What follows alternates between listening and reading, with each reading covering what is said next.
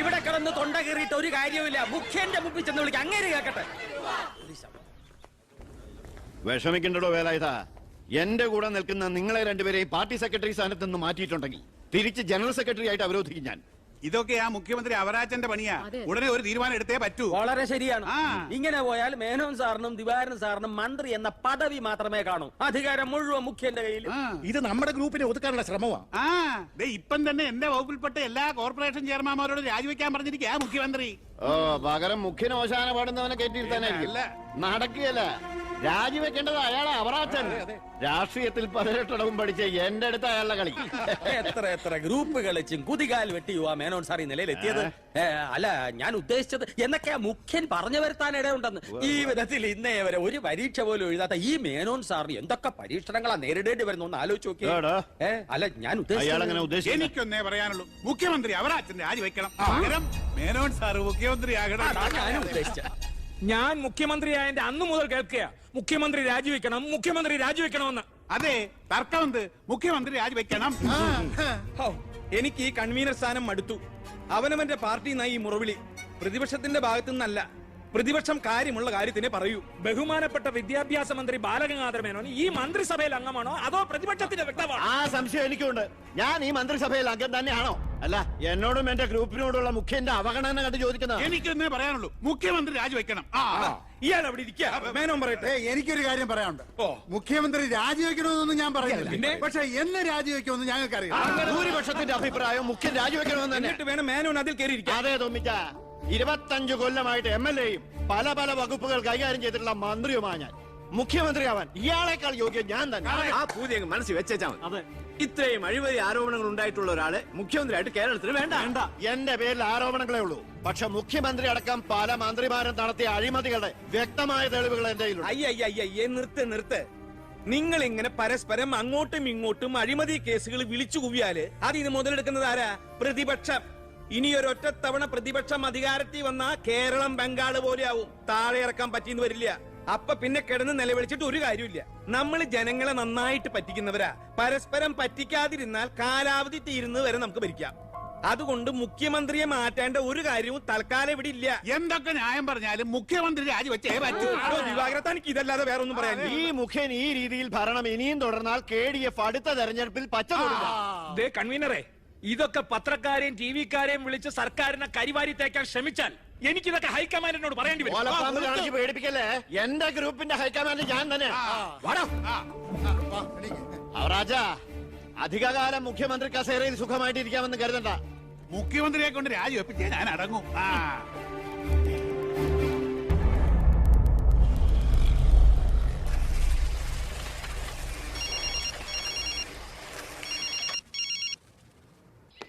Finance മരുമകൻ IPS. എന്താ നീ ഉടൻ ദിവാകരന്റെ ഗസ്റ്റ് ഹൗസിൽ എത്തണം. ഉടനെ എത്തിക്കൊള്ളാം. രഞ്ജി, പണം കൊടുത്ത് ലോക്കറി വേ. ശരി.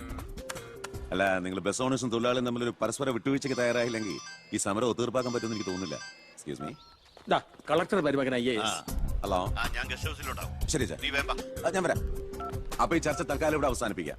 നിങ്ങൾ പരസ്പരം ഒരു ധാരണയിലെത്തിയ ശേഷം എന്നെ അറിയിക്കൂ. ഓക്കെ. മുഖ്യനെ മാറ്റാൻ എന്റെ കൂടെ നിൽക്കാമെന്ന് വാക്ക് തന്നതാ തൊമ്മൻ ചാക്കോ.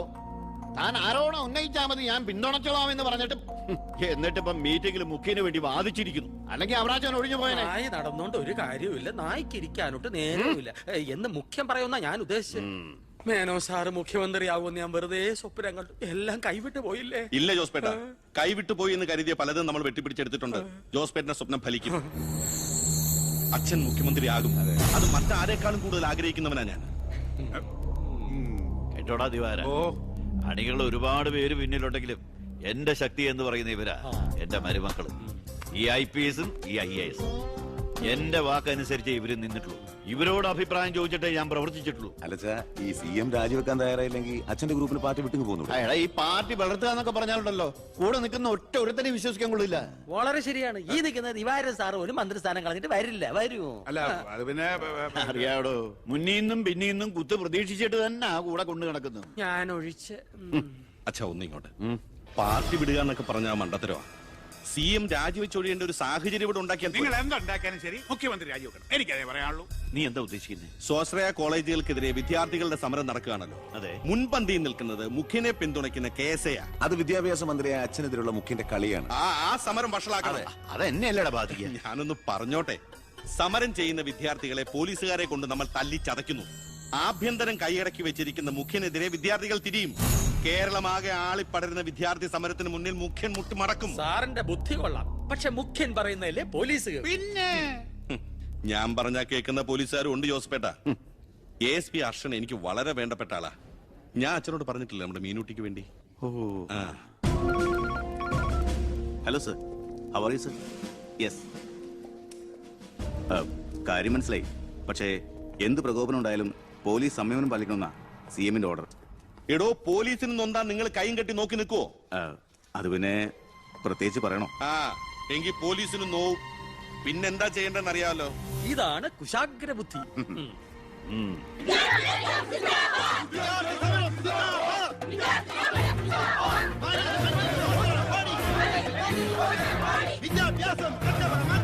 നിയമം കയ്യിലെടുത്ത് പൊതുജീവിതം സമർപ്പിക്കാൻ ആരും ശ്രമിക്കരുത്. Go back. I repeat, ദയവായി പിന്നിൽ പോവുക. വിദ്യാർത്ഥി സമരം സിന്ദാബാദ്.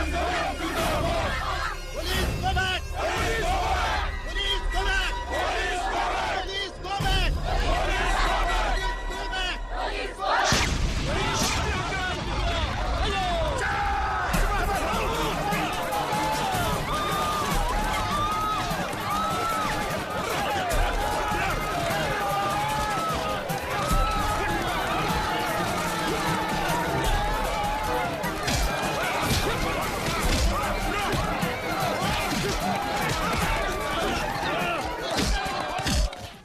ഹലോ പവിത്ര, എന്തോ പോലീസ് പിള്ളേരെ തല്ലിച്ചതക്കിയത് എന്റെ മകളാ. പവിത്ര, നിന്റെ താന്ത്രം ശരിക്കും ഏറ്റ് കേട്ടോ. അവിടെ പോലീസും പിള്ളേരും തമ്മിൽ പൊരിഞ്ഞ യുദ്ധം. ഇതോടെ മുഖ്യന്റെ പ്രതിച്ഛായ മാറിക്കിട്ടും. അച്ഛൻ നോക്കിക്കോ, ഇനി വിദ്യാർത്ഥികൾ ഇറങ്ങിയിരിക്കില്ല. കേരളക്കരയാകെ പ്രതിഷേധം കത്തിപ്പടരും. വിദ്യാർത്ഥികളെ തൊട്ട് കളിച്ച മക്കളെ നീക്കൾ സൂക്ഷിച്ചു.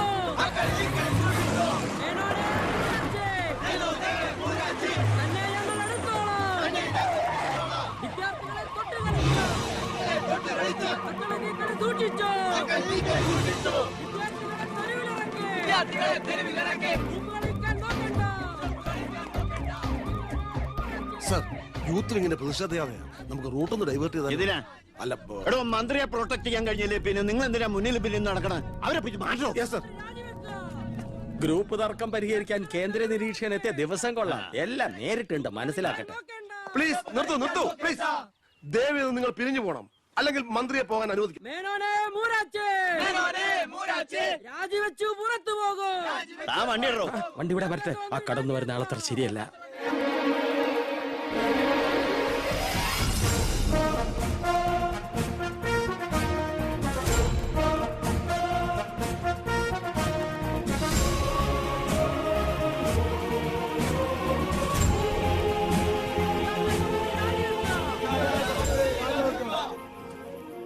സാർ, അക്രമം അഴിച്ചുവിടാൻ വന്നവരല്ല ഞങ്ങൾ.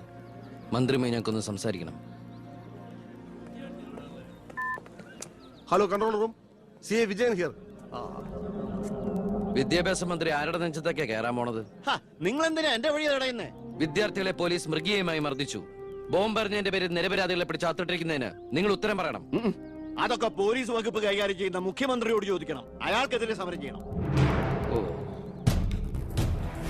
അവനെയും കൊണ്ടുവാ. നിങ്ങളുടെ അധികാര മോഹങ്ങൾക്ക് വേണ്ടി പാവം വിദ്യാർത്ഥികളെ കരുവാക്കാൻ നോക്കണ്ട. ബഹുമാനപ്പെട്ട വിദ്യാഭ്യാസ മന്ത്രി ഉദ്ദേശിച്ച പോലെ ഇതിന്റെ പേരിൽ ഒരു വിദ്യാർത്ഥി സംഘടനയും സമരം ചെയ്യില്ല. അക്രമങ്ങൾ അഴിച്ചുവിടില്ല. അവരെല്ലാം തിരിച്ചറിഞ്ഞു കഴിഞ്ഞു. ഇവനാണ് പോലീസിന് നേരെ ബോംബെറിഞ്ഞവൻ. 3rd റേറ്റ് ഗുണ്ട വിക്ടർ സാമുവൽ. മന്ത്രി പറയണം ഇവൻ ഏത് കോളേജിലാണ് പഠിക്കുന്നതെന്ന്. ചക്കിന് വെച്ചത് കൊക്കിന് കൊണ്ടു. സമാധാനപരമായി സമരം നടത്തിയവരുടെ ഇടയിൽ നുഴഞ്ഞു കയറി ബോംബെറിഞ്ഞ് എന്തിനാണെന്ന് ഇവൻ പറയും.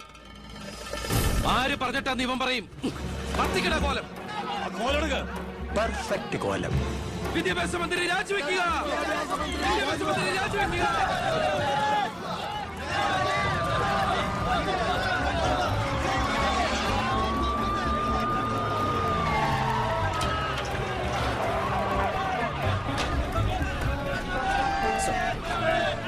എത്ര നേരം ഈ നടുറോട്ടി കിടക്കുന്നത്? അടിച്ചു മാറ്റമില്ലാത്ത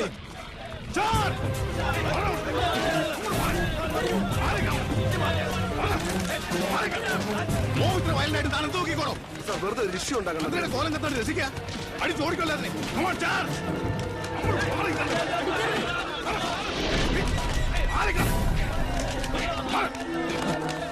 നമുക്ക് നിൽക്കാതെ ഓടി രക്ഷപ്പെടാൻ നോക്കൂ. വേഗം ഓടിപ്പോടോ.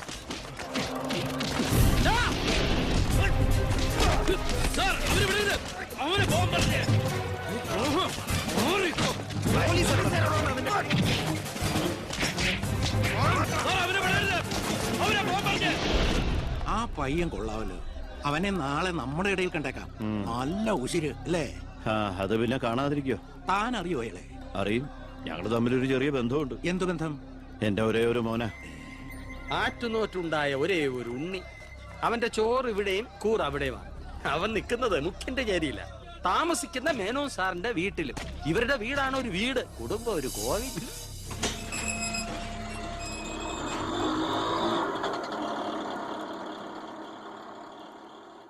നിർത്തിക്കോ. മുമ്പിൽ വീടാ, ഇനി പോവില്ല.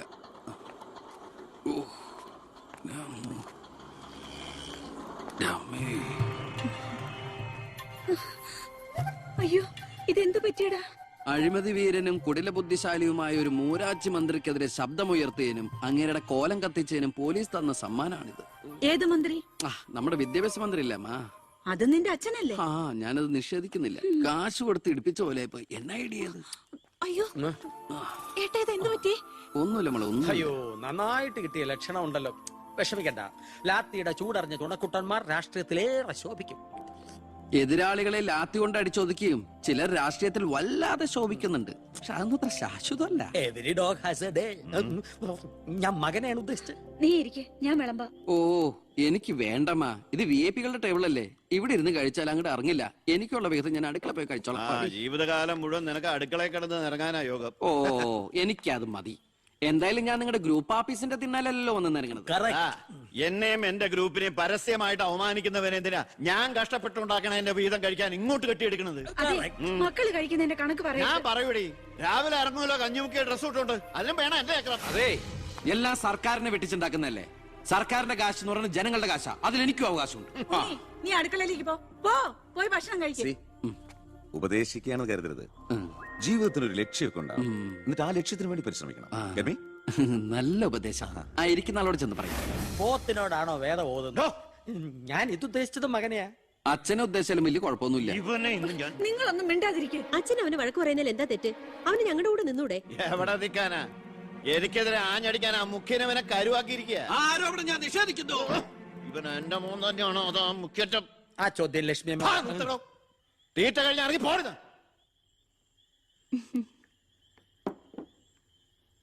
നിനക്ക് അവിടെ പോയിരുന്ന അവരോട് കഴിച്ചാലെന്താ? എനിക്ക് അവരോട് ഇരുന്ന് ശരിയാവില്ല ഏട്ടാ. അവരൊക്കെ വലിയ വലിയ കാര്യങ്ങളെ പറയണേ. എനിക്കതൊന്നും മനസ്സിലാവില്ല. എടീ, അവരെന്താ പറയണേന്ന് അവർക്ക് എന്നെ മനസ്സിലാവണില്ല. അതാ നിനക്ക് മനസ്സിലാവാത്തത്. അതെന്താ നീ മനസ്സിലാക്കാത്തെ? ചുമ്മാ ഇരിയട്ടാ. നിന്റെ ഈ വൃത്തിയുടെ സ്വഭാവം കാരണം ഞങ്ങളുടെയൊക്കെ കുട്ടികളെ ഊട്ടി നിർത്തി പഠിപ്പിക്കുന്നത് നിന്നെ മാതൃകയാക്കി നശിക്കാതിരിക്കാൻ. അതേതായാലും നന്നായി. അവരെന്നെ കണ്ട് പഠിക്കുന്നതിനേക്കാൾ കുഴപ്പാ അവരവരുടെ അച്ഛനെയും അപ്പൂപ്പനെയും കണ്ട് പഠിക്കുന്നത്. ഓ, ഈനാമ്പച്ചിക്ക് മരപ്പെട്ടി കൂട്ട്. ഏയ്, എന്റെ മൂത്തളീനെ മരപ്പെട്ടി എന്ന് വിളിച്ചാണ്ടല്ലോ. ഓ, തുടങ്ങിയ പിന്നെ തമ്മി കണ്ട കീരിയും പാമ്പോ. നിനക്കിത് എന്തിന്റെ കേടാടാ? എപ്പോ നോക്കിയാലും കൂടപ്പറപ്പുകളുമായിട്ട്. അത് പോട്ടെ, അച്ഛനെതിരെ നീ. അമ്മേ, ഞാൻ അച്ഛനെതിരല്ല. അച്ഛന്റെ നയങ്ങളോടാണ് എതിർപ്പ്.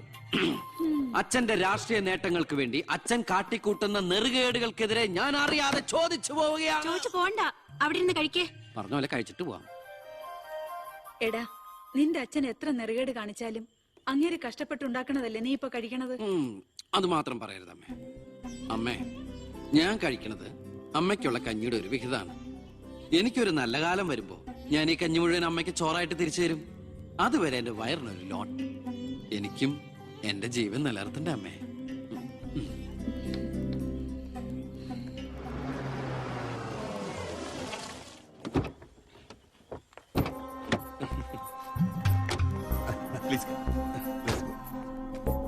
ഇത് അനിൽ മുഖർജി, നമ്മുടെ പെപ്കോ കോള കമ്പനിയുടെ സിഇഒ. ഈവനിംഗ് ഫ്ലൈറ്റിന് ഡൽഹിയിൽ നിന്ന് വന്നതേ ഉള്ളൂ. ശരി. This is my co brother collector Gopinath. Oh hello, how are you? Fine. ഞാൻ പറഞ്ഞിരുന്നില്ല അച്ഛാ, ഇവരൊരു പുതിയ പ്ലാന്റ് കൂടി ഓപ്പൺ ചെയ്യുന്ന വിവരം. അയ്യോ, അത് ഉടനെ വേണോടാ. ഇപ്പൊ തന്നെ കോട്ടപ്പുറത്ത് കുടിവെള്ളമില്ലെന്നും പറഞ്ഞ് ജനങ്ങൾ മുറവിളി കൂട്ടുക. ഇനിയിപ്പോ 50 കിലോമീറ്റർ ചുറ്റളവില് ഭൂഗർഭജലം വലിച്ചെടുക്കുന്ന പുതിയ പ്ലാന്റ് കൂടി തുറന്നാൽ ജനവിളകും. ഹേ, അതൊക്കെ ആരറിയാൻ പോകുന്ന വെച്ചാ? കുടിവെള്ള ക്ഷാമത്തിന് സർക്കാർ ചെലവില് നമ്മൾ ടാങ്കറിൽ വെള്ളം അടിക്കും. എന്നാലും അല്ല അച്ഛാ, പെർമിഷൻ കൊടുക്കാന്ന് പറഞ്ഞൊരു 2 കോടി രൂപ ഞാൻ ഇവരുടെ കയ്യിൽ നിന്ന് വാങ്ങിയിരുന്നു. ചെറാക്കുളം ഫൈനാൻസിന്റെ കാസർഗോഡ് ശാഖ തുടങ്ങിയത് ആ പണം കൊണ്ടേ. അച്ഛന് താല്പര്യമില്ലെങ്കിൽ ഞാൻ ആ പണം പിൻവലിച്ച് തിരിച്ചു കൊടുത്തേക്കാം. അത് വേണ്ട.